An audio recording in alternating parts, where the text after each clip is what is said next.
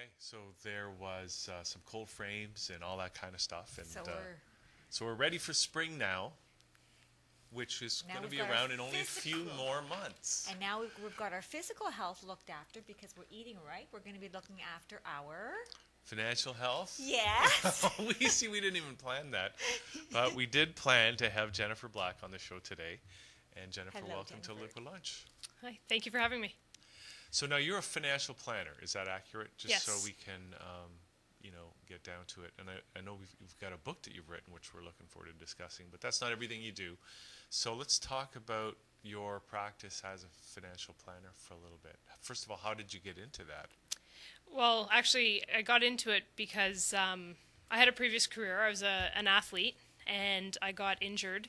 I played tennis professionally, and when I came back to Canada after getting injured, my mother was actually in this industry, and she was a chartered accountant background. So we actually, sat down, kind of talked about what she was doing, and I came in and helped her, and really found that I enjoyed what I was doing and helping her, and what she was doing to help her clients. So it really resonated with me that we could really help a lot of people, and so it was over, I guess, almost 11 years ago now that I joined her, and that we've been doing this. Okay, so now, and you've written this book here too, right? Managing a Loan, and this is really managing your. Well, maybe you can just describe what the book's all about. Yeah, sure.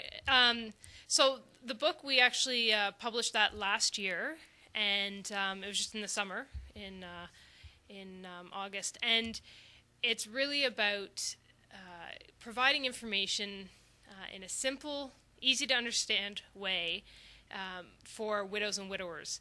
So we've focused on that area a little bit in the last few years, and we really wanted to focus on helping them from a financial perspective, but making it easy for them to understand.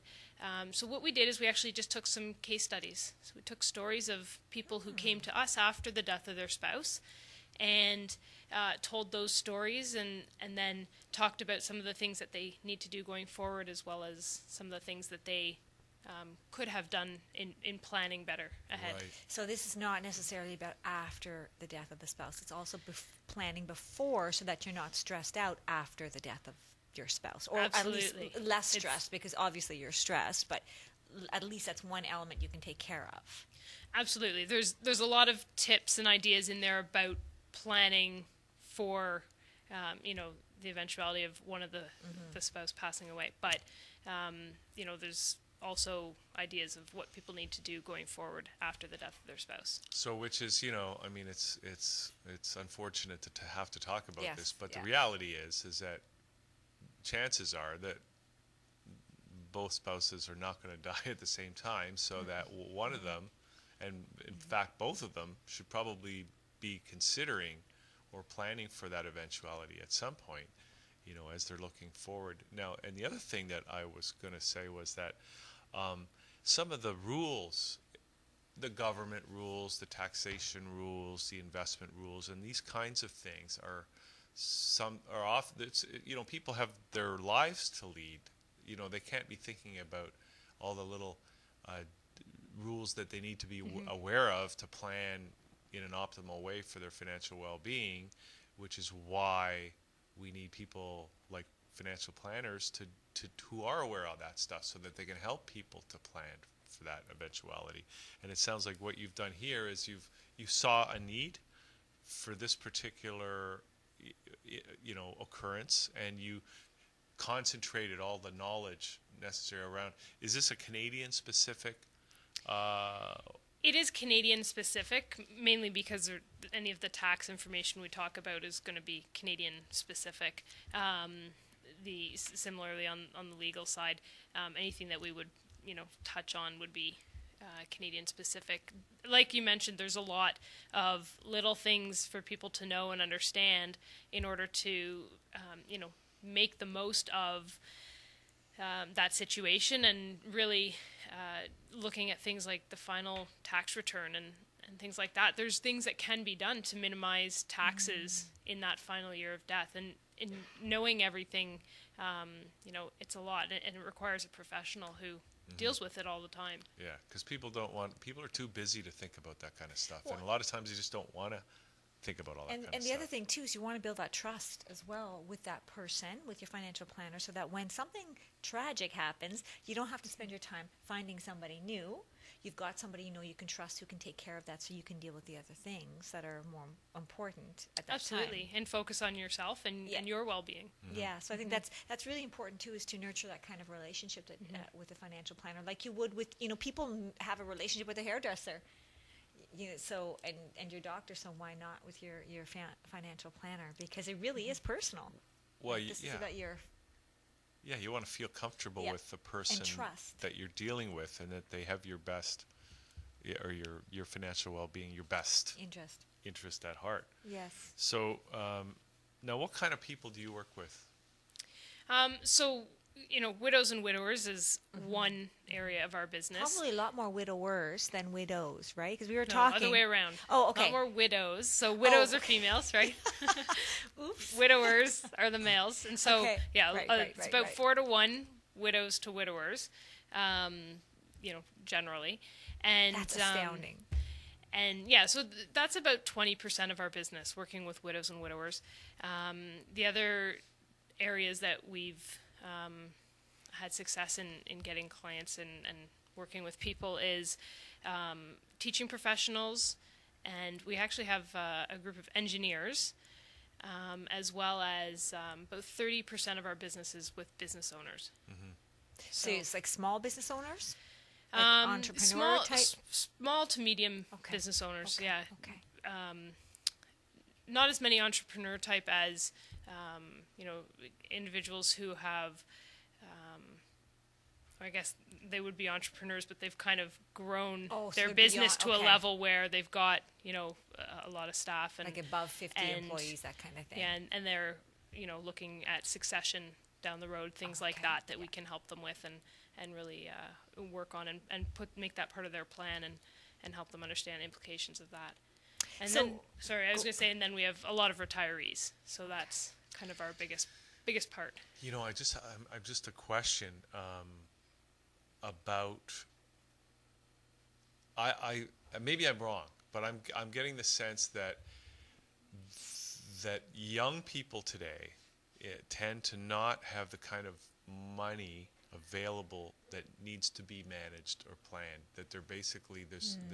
I just wonder what your sense of this is, because being in the industry as an economic barometer, are there fewer people coming up with the kind of disposable incomes that really needs to have planned or should be planned because they're just living day to day so much?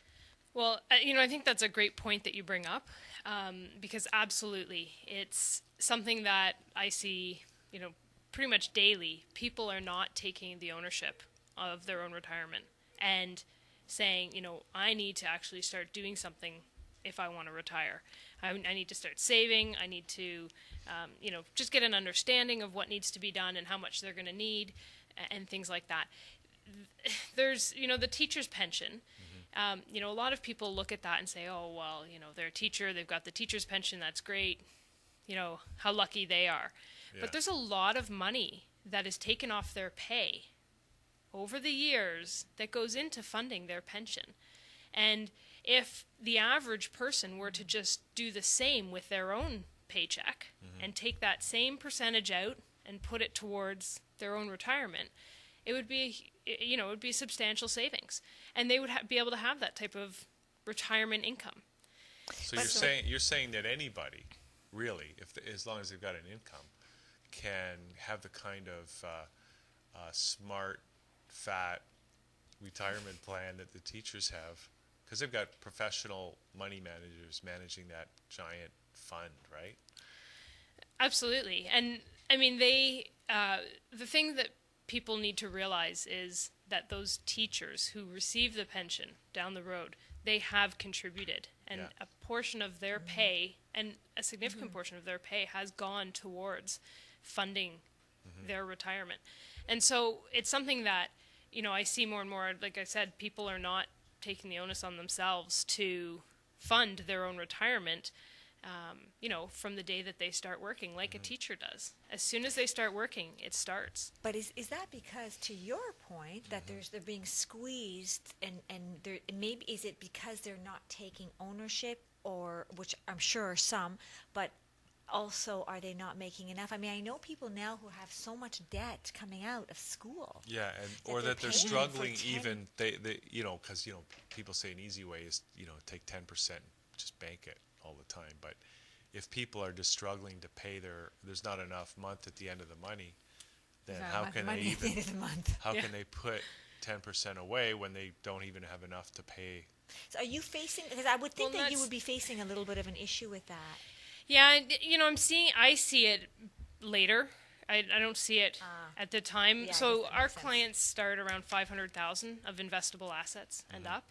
So I see it with clients that are referred to us through accountants who might have that 500,000, have the expectation that they're going to retire in the next couple of years, but when we do calculations and look at that with them and try to help them understand where they are today, where they're saying they want to be in a couple of years, and what that's going to look like, it's not meeting the goals of what type of income and cash flow they wanted in retirement.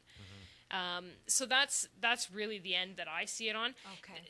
But well, speaking from my own experience, it is difficult to manage the income and then the expenses, and then whether it's going out and trying to buy a home nowadays, is very expensive, Having and then kids, having children yeah.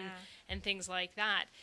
You just have to keep in mind that being able to put that money aside in order to fund your future is important. I guess, it makes me think that one of the challenges you would have would be, we are such a quick fix society. We don't think necessarily that long term. So we don't think, oh, I need to save this for 50 years down, especially when you're really young. You don't think, oh, I need to save for when I'm 60 because I'm only 25. I mean, 60 seems impossible to reach when you're 25. And you think, But it comes on quicker than you oh, might think. well, I know, but try to tell a 25-year-old that, right? Exactly. And it's out of sight, out of mind kind Right. of thing. So, and we're such a quick fix, like I said. Everything is gimme, gimme, gimme, gimme. Right. Not Immediate gratification. Yes. That's Sandra. She's very immediate gratification.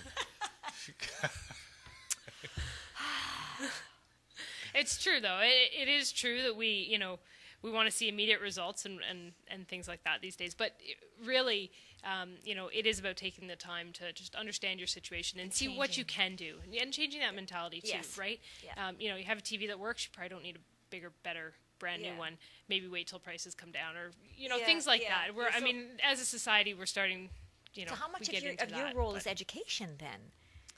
a huge part of our Yeah, role I is would education. imagine, Huge part. because that shift in thinking, I would think would be necessary, because there's not a lot of a lot of people are not thinking that way, right? Yeah, I mean, even individuals will, talk about education, the book, right? Yes. I mean, that demographic is all education. Very often it's the individual who didn't manage the finances who is the one that's remaining, or the surviving spouse.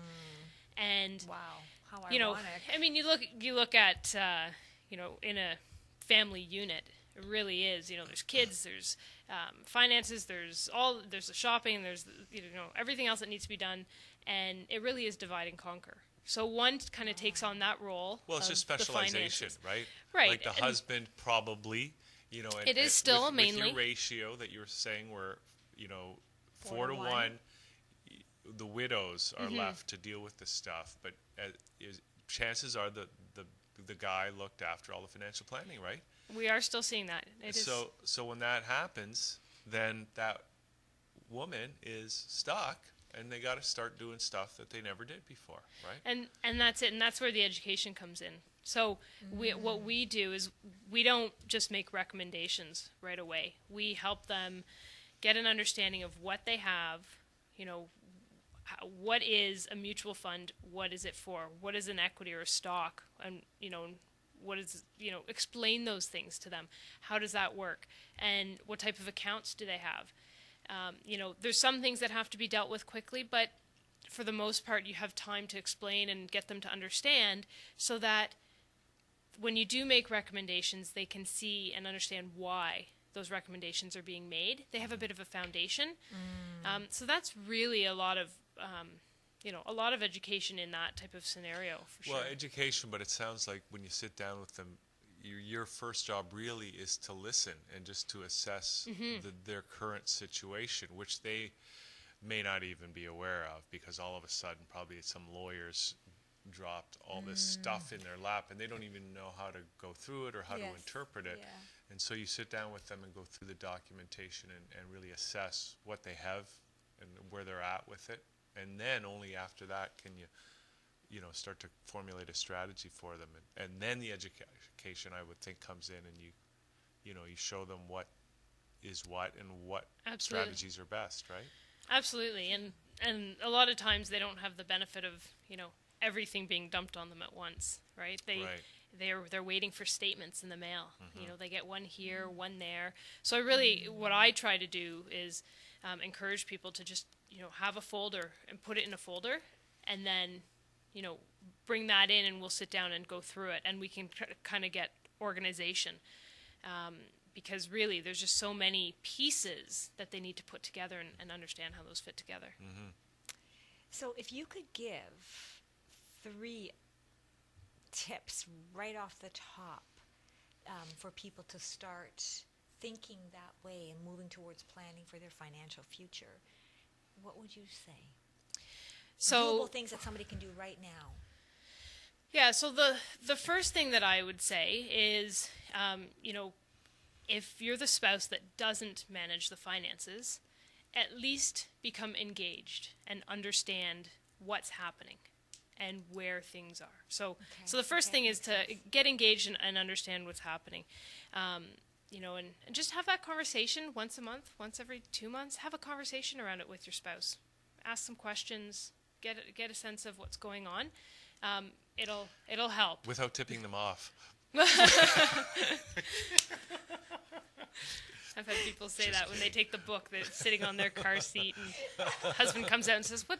You want to tell me something?" Something I should know here? Yeah.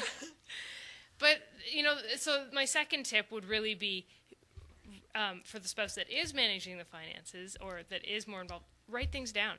So write down a list of where are the accounts, that makes sense what's in the accounts, what information would somebody need to have. My in-laws travel a fair bit, and they go down to the down south every winter. And every year before they leave, my father-in-law prepares a document so that we have the information just in case. Right. It's in an envelope. We never need to look at it unless, just in case, right? But we're informed, we're prepared, we know where to go to find the documents that we need. We know which lawyer to contact. We know, right? Like, that information is important. It gives peace of mind. Yeah. And you can go online and find some booklets where you can fill in things. We've got one in the office that we provide to clients, so they can just fill out everything. What banks have what investments or what assets or what security deposit box, right? So that would be my second tip. And then my third tip is really something that more recently has come up, and it's something that people who are investing, who are getting to that retirement stage and think that they want income in retirement, they need to sit down and understand the difference between income and cash flow. Oh. So income is, not necessarily the most tax efficient, and cash flow can be achieved without the inefficient income, right? So tax inefficiency. So it's just understanding the difference between having income and cash flow. So it's understanding the system. Yeah, it's a bit of understanding from a tax perspective. Okay. But, there's a lot of talk out there about dividend-paying stocks and different things that people should be looking at. And I can give you an example. We had a client whose son-in-law has been helping her since her husband passed away.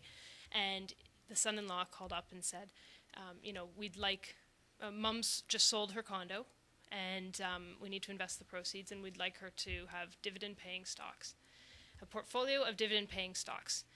And we were able to show him how she would actually have her old age security clawed back if that was the method of investing that they went through.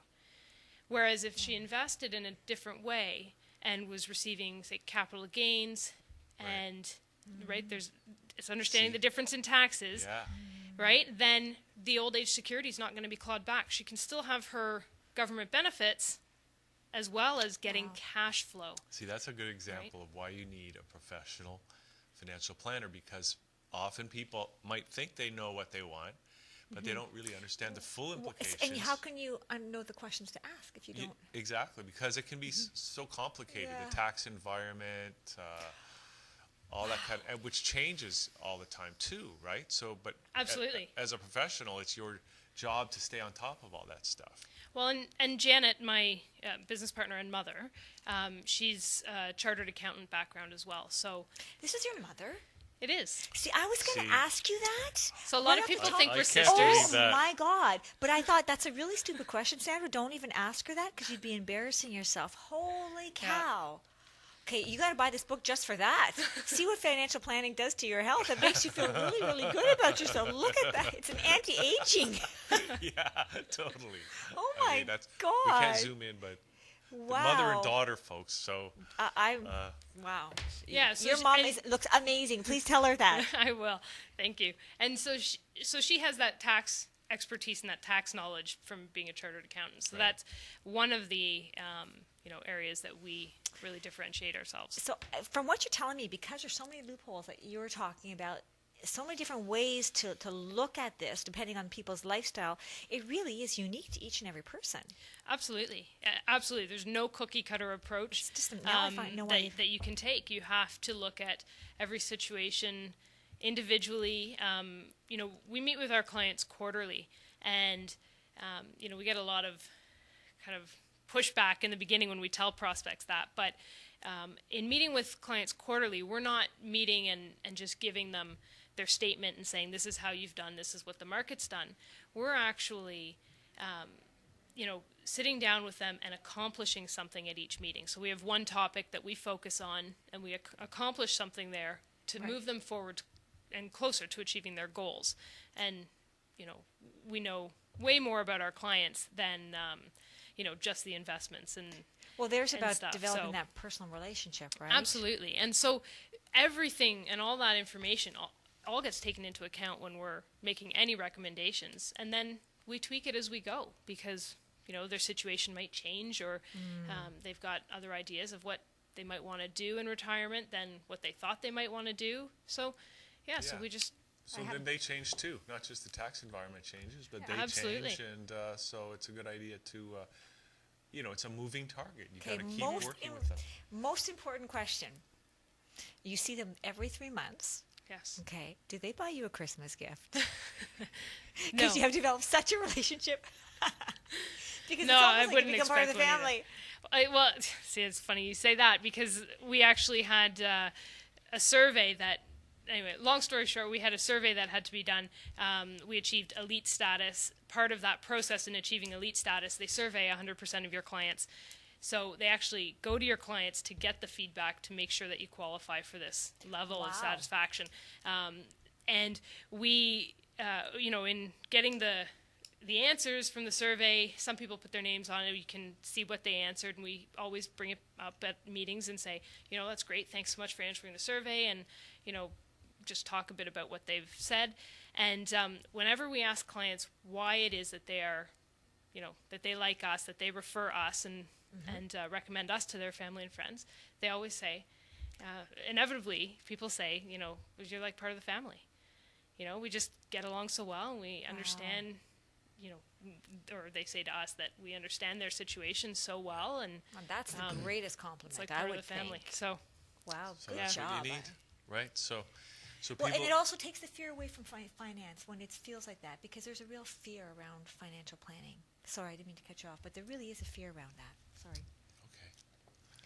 Well, I'm just going to say that, so if people are resonating with you, and this is what it's all about, really, it's about that relationship. So if people are resonating with you right now, Jennifer, then they should get in touch with you. And what's the best way for them to do that?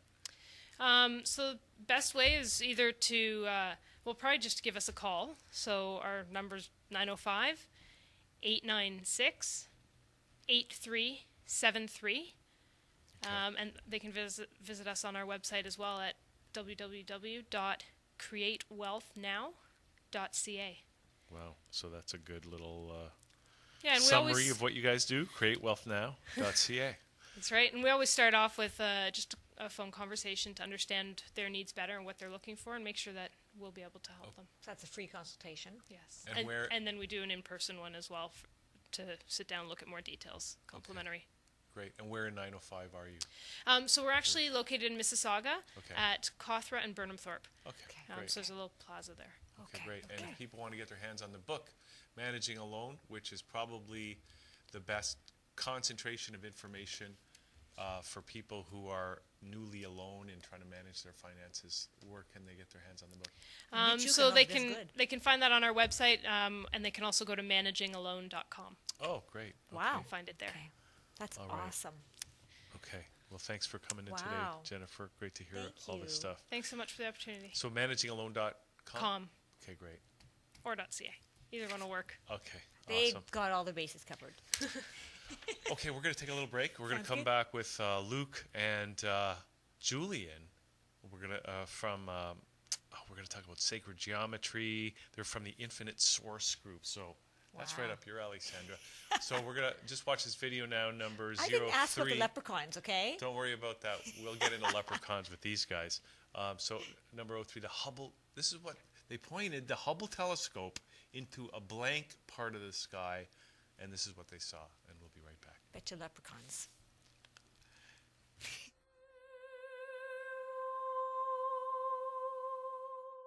Astronomers in 1996 attempted to do something extraordinary.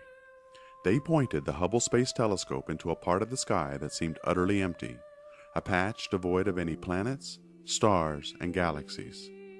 This area was close to the Big Dipper, a very familiar constellation, and the patch of sky was no bigger than a grain of sand held out at arm's length. This was a somewhat risky move by the scientists. After all, observing time on this telescope is in very high demand, and some questioned whether it would be wasted trying to look at nothing. There was a real risk that the images returned would be as black as the space at which it was being pointed. Nevertheless, they opened the telescope, and slowly, over the course of 10 full days, photons that had been traveling for over 13 billion years finally ended their journey on the detector of humanity's most powerful telescope. Their feeble signals collected almost one by one.